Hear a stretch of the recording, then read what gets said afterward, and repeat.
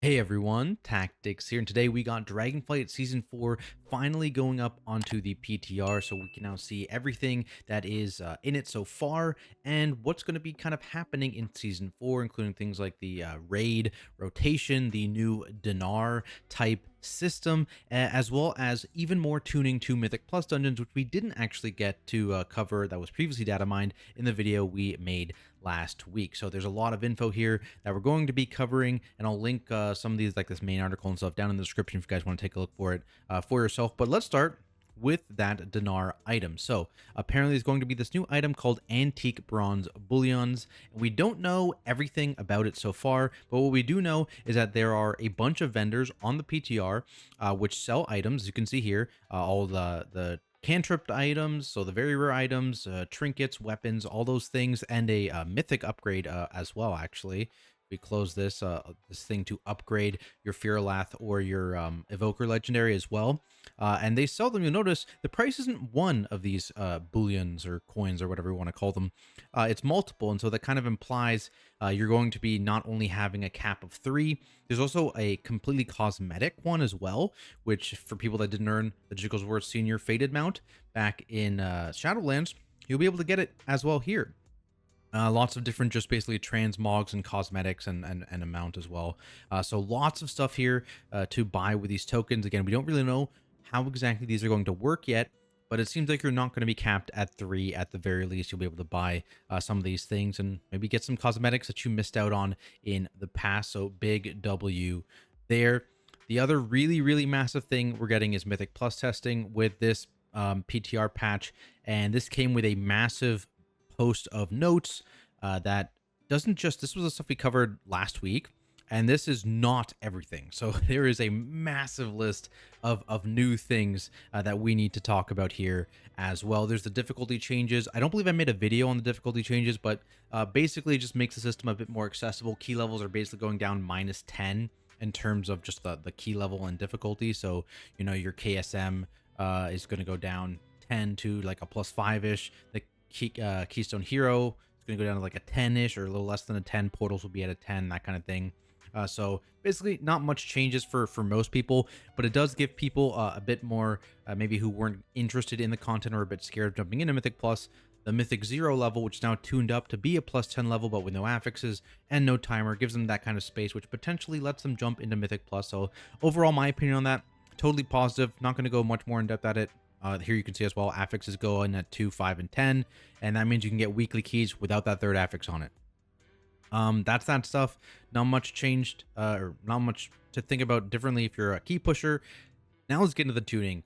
Really good things we're seeing here. So, Halls of Infusion, dungeon checkpoint added after defeating the Gulping Goliath. Oh my god, they added a dungeon checkpoint to Halls of Infusion. This is just wow. And it only gets better from here. Halls of Infusion having a massive glow up this patch. I think it's probably going to go from a lot of people's one of their least liked dungeons to something they really like. So, checkpoint added after Gulping Goliath. You now have a checkpoint halfway through the dungeon. Normalize the spawn rate of crashing tsunamis during the gauntlet. I haven't tested this yet, so don't know really what that means. I'm hoping it just makes it easier. This we saw previously, data mined. The beam damage got a massive nerf, so the trash at the beginning going to be fairly much more forgiving than it was in the past. Previously, if you got like 2 beams on you, it was a death sentence, especially on fort weeks. So 42% nerf, pretty significant nerf, going to make that whole first area a lot easier to deal with. Primalist Gale Singers here, they got a couple of their abilities just straight up removed, and now they have this Thunderstrike ability, inflicts nature damage to all players within 7 yards of the impact. So it's going to be either a little circle at the tank or just randomly spawned. Who knows? Again, haven't tested this yet, but basically -2 abilities, including a kick, +1 ability that you can just fully avoid. Big win in my book. Primalist Earthshaker's Rumbling Earth Rim Visual will no longer clip on the terrain. That was that brown circle that they spawned. Kind of hard to see, so hopefully that makes it easier to see. Boss fights. Watcher Iridius Titanic Fist now has a visual during the cast. You can actually see tanks where you need to avoid. Nice. Power Overload now has a rim visual around the effect player. Again, just more visuals to make things easier to see. Never going to argue with that. Power Field now gradually grows to its full size. Just recalling my memory here, let's go look at what Power Field is. Oh, here it is. For electrified players with okay, so this is the circle. So when you dispel, the circle is now not going to instantly start at whatever size it is. It's going to start at a small size and grow. Huge. That's a hugely good change. Wow. Yes. Let's go. Okay. Halls of Infusion stonks way up. Added rim visuals on ice boulders that will trigger avalanche, so it makes it a little bit easier to see which ones are, I guess, bad. The bad glacials on the third boss. And here's the one that we've all been waiting for. Primal Tsunami now only cast away at 50% health instead of at 100% energy. This is a huge change to that boss. This boss is so much shorter now. Insanely shorter. It's just, I mean, this boss would usually cast this probably like 3 times, maybe 2 times, 3 times depending on key level, and it's just a massive time loss. Have to run all the way back to the boss platform every time this happened. Now you're only gonna have to do that a single time. This dungeon, these changes alone from Halls of Fusion from a meh dungeon to like, this is going to be a pretty good dungeon. I think like people are going to have a vastly different opinion of this dungeon in season 4 compared to season 2, and I'm really hoping these changes continue for the rest of the dungeons, because wow, like if this is how they change every single dungeon going into season 4, this might be one of the best seasons of Mythic Plus in Dragonflight. But let's not get too preemptive here. Let's continue to go. Azure Vault, 1 minute on the timer. Okay, people are going to be very happy with that. Crystal Fury now has a precast visual. Impact area has been reduced. So this is that frontal that you had to stop on these mobs targeting the tank. It didn't lock into place. It followed the tank. So you're going to kind of see now what area is bad for the tank. Again, adding visuals, I'm always for, so that's good. And they also reduce the size of the visual. A lot of the times you would assign stops to these mobs or LOS them. So this makes that a little bit easier. Again, just clarity. We love clarity. Conjured Lasher Mystic Vapors will be cast less frequently. This was the interrupt or stop at the beginning of the dungeon with the flowers that you had to make sure you get every single one and put a debuff on the entire party. So just less things to deal with there. Always good. Arcane Tender's erratic growth cast time has been increased. This was the tree mobs that would target a person, turn them into a tree. You had to interrupt it, so more time to interrupt it. Be happy. Unstable Curator Heavy Tome will now be cast less frequently. I believe this was just a tank hit, if I remember correctly. Not 100% sure, but I believe this was just a tank hit, so a little less frequently there. I don't remember if it's interruptible or not. I guess we can look. Heavy Tome. 2.5 second cast. Yeah, okay. Yeah, it was just a tank hit, I'm pretty sure. All right. This was a change we saw previously, the Draconoid Breaker. So they removed the knockback from Shoulder Slam. They now made it do a small AoE, I believe, and inflict physical damage and physical damage taken by 10%. But now it's also cast less frequently. So we'll have to see how this turns out. People, this whole area with the Draconoid Breakers was contingent on like those mobs, right? You had to pull around how many of those were in a pack, and ideally you would skip a lot of them, but the Mind Soothe changes in Season 2 will mean that you can't skip all of them anymore, right? So we'll have to see how this changes. I don't see here if they removed the kill walls in Azure Vault. I really hope they did. Again, I haven't tested it yet, but that's another thing, potentially, to just open up rooting. The potentials of rooting in this dungeon, especially now that you can't skip every single Draconoid Breaker and you have to play them. We'll see if this is more or less dangerous than it was before. Just gonna have to see with testing, but I don't know how I feel about this one. Okay, Laymore. Erupting Fissures now follows the current targeted player. I believe this was the frontal that you had to shoot the flowers with. Let's do a little quick check. Let's go to Azure Vault, Laymore, abilities. Erupting Fissure for himself.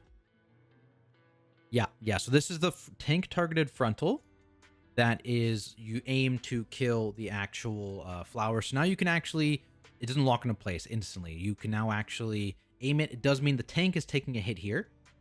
So that's something to keep in mind. The tank is actually going to be taking damage from it now. I believe, if I recall correctly, it locked into place and the tank avoided it, but I don't actually remember now. But I think that's how it worked. So now the tank is going to be taking this hit, but you're going to be able to actually control and not be, if you get hit by a storming or something like that right before it goes off and you're just completely messed up because you didn't kill as many flowers as you're supposed to. So something to note there. Azure Blade, we saw this one. They nerfed the tick rate of the intermission here. So another nerf to the damage in that intermission, making it a little bit easier to heal.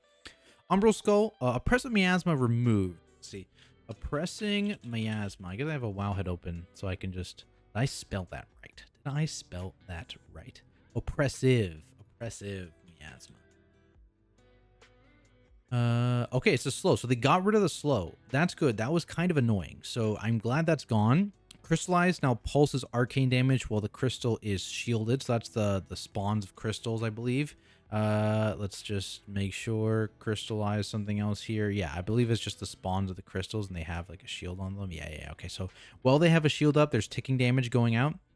And Crackling Vortex now has a larger movement radius. So by the end of the season, these would basically land and they had like a bit of a radius they could move around in, which is much better than the initial thing. So they just increased that slightly, which I think is fine. They didn't move too much previously. So overall, especially now with the movement reduction thing gone, again, this is just a win for that fight. You're taking some more damage. You have to move a bit more because of this, but you're not punished for moving anymore, which is very, very nice. All right. Again, I hope to see kill walls being gone in this dungeon, but again, pretty solid changes to Azure Vault as well. Nothing to the level of Halls of Infusion. Halls of Infusion are massively W changes. But let's move on. Brackenhide renamed to the Stalkers renamed to Rangers. Shoot has a recast of 6 seconds, so you can somewhat stop Shoot. Okay. Diseased Meat renamed to Rotten Meat. It's now a Poison Dispel. Okay, so there's now counterplay to the Fixate ability, I believe is what that was. So that's nice, making these mobs a little bit easier to deal with. Shapers, Summon Lashers, remove touches. Okay, so they just removed half of the abilities from Shapers. I wonder what Brackenhide Shapers. What other abilities do these guys have now? Brackenhide Shaper. Click their abilities here. So they still have Infuse Corruption. So that's literally their only ability. It's just a bunch of kicks removed out of them. Okay. That's good to see. All right. Less spam kicks, less abilities you need to worry about in every single pack. Stink Breath, the guy you never pulled up on the right side, the mini boss on the bridge.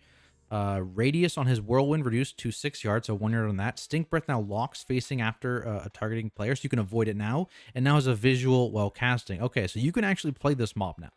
Will you? I don't know. Maybe you will pull it on the boss. Well, you could pull this mob on the boss. Maybe. Depends how much count he gives, but it's not too bad to dodge a Whirlwind. Maybe bad wombo combo if it lines up with that boss's suck-in. But potentially, if the damage is fully avoidable with Whirlwind and Stink Breath being a lock in place and you can now sidestep it, potentially you can pull this mob on the boss for free count. But, we'll see. I think you could totally play this mob now. Much, much better. Gut Stabber, Withering Poison, removed. Okay, that's the poison debuff these guys put out. Gone. War Scourge, Bloody Bite, gone. But okay, Bloody Bite's gone. All right, melee players are no longer in absolute hell the entire duration of this dungeon. Bloody Bite, I believe, maybe it's gone entirely.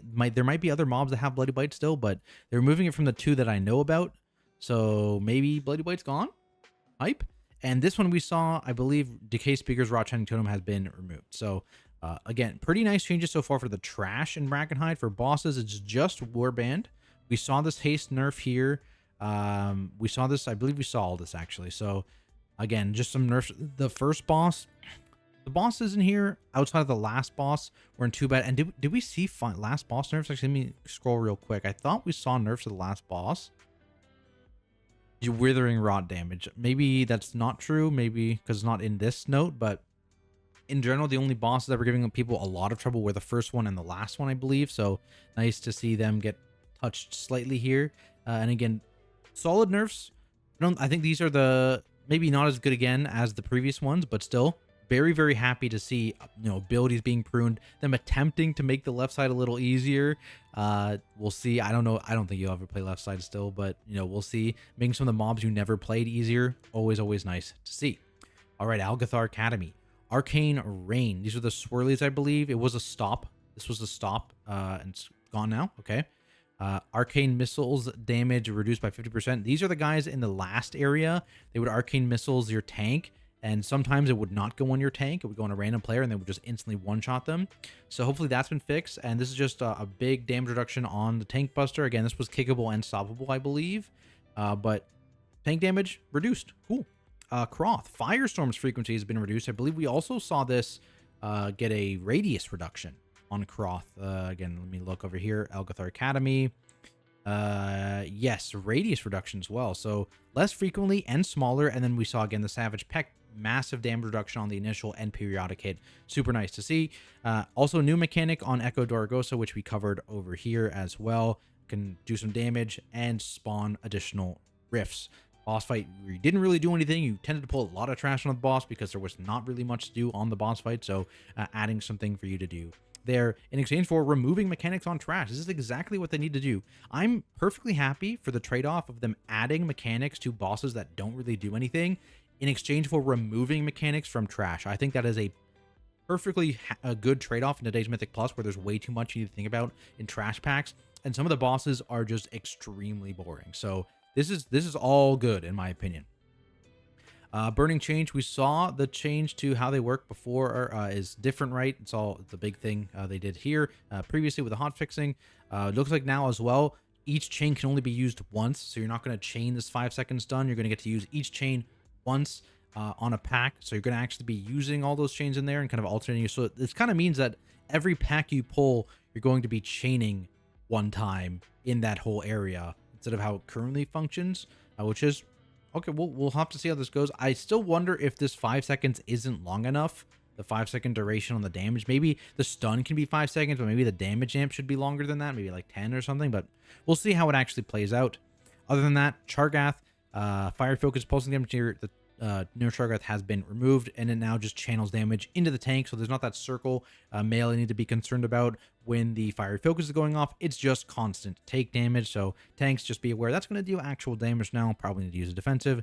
Grounding chain now persists on a defeated player. Okay, so previously someone died, you were just absolutely done for because their chain would despawn. So now it's going to stay. And now it also does a small knockback to players when applied. Final boss, we also saw this before. The curse now stacks again, but it's only a 30-second duration, so going to be a little bit easier to actually have that get off of you if you don't have a curse to spell. Azure Stone of Might, is that one of the bad ones? Azure Stone of Might. They got rid of the charge. Okay, the charge thing is gone. You will never be worried about charging into a random swirly again. Let's go. That's hype. That's hype. Okay. Big. Again, good changes here across the board. I am actually very happy that chains are not the way they used to be. Again, maybe these aren't strong enough. Maybe these are basically nothing, but even if it's just a 5 second stun, I'm pretty happy with that. And I think yeah, chains in their the old way they function were just, it's not fun. It's not fun. All right. No Kud offensive. Longbow, multi-shot, gone. That was a stop, I believe. Rain of Arrows to now be cast less frequently. Those are the swirlies you need to dodge. And I believe you could also stop that. So again, removing abilities, making the abilities that do exist happen less frequently. Always happy to see that. Beastmaster's Hunt Praise damage bonus reduced to 25%. I believe this was the fixate, if I remember correctly. So it does a little bit less damage. Storm Shock from Thunderfist, gone. And Storm Bolt from Storm Speakers, gone. I believe that's a kick, actually, right? So that's a kick that's just been removed from the Storm area. One of the spam kicks, maybe? So that's nice. Going to have a bunch less kicks in that area. Moving down, Balakar Khan. Frequency of storm winds during the intermissions reduced every 10 seconds. So those are the swirlies on the final boss in the intermission phase. There were so many of them before. Every 6 seconds. Now they're going to be spawning even less every 10 seconds. So that's just a bunch of less movement in that intermission phase, which is nice. Ruby Life Pools. Not much happening in here. Stone Missiles removed. Again, I'm very happy to see them removing trash abilities across the board here. Removing and making less frequent. I wish this happened in the season, but I'm happy to see it happen now. We also saw the Inferno Core stuff. We've already covered that. Basically, they reduced the damage of it, but made it so you have an extra tick, which is both good and bad because you have more time to move out of the group, but you're going to be eating that extra tick. But the extra ticks, each individual tick is a little bit less. So good and bad in that change, and we saw the fiery surge damage also reduced from the loss. So overall, I think these are some insanely good changes. I still can't get over how good the Halls of Infusion changes are. Like, this dungeon is going to be sick now. There's a checkpoint. There's, the last boss only jumps away one time, removing a bunch of abilities, adding visual clarity, nerfs where they need to happen. Like, I am very happy with a lot of these changes. I'm still holding out hope that we see something happen with affixes going into the season, whether that be, a seasonal affix, a change up on Fortified or Tyrannical, a reduction in the total amount of affixes on a week-to-week basis. Overall, very, very happy with what we've seen so far. Seeing with the bronze bullion coin, the dinar equivalent. Again, don't know everything about it, but Very, very happy to see there's a lot of different things you can get. You're getting more than 3 most likely, and there's cosmetic options as well. Obviously, there's going to be the new mount coming in this Awaken season as well too, so that's always nice to see. There is going to be a rotation as well in the raid. So overall, I'm cautiously optimistic right now. I was a bit down when we saw that this was the only change so far last week, but with these changes, I'm in a much more positive mood. Still hoping for the affix stuff like I mentioned, but overall happy with what we've got so far. What do you guys think though? Let me know down in the comments below. Are you looking forward to season 4? Are you going to be taking season 4 off? What other changes would you like to see in Mythic Plus come on the PTR? Let me know. As always, shout out to my Patreon subscribers. It really, really means a lot, and thank you so much for your support. And thanks to everyone so much for watching as well. I'll see you all in the next video.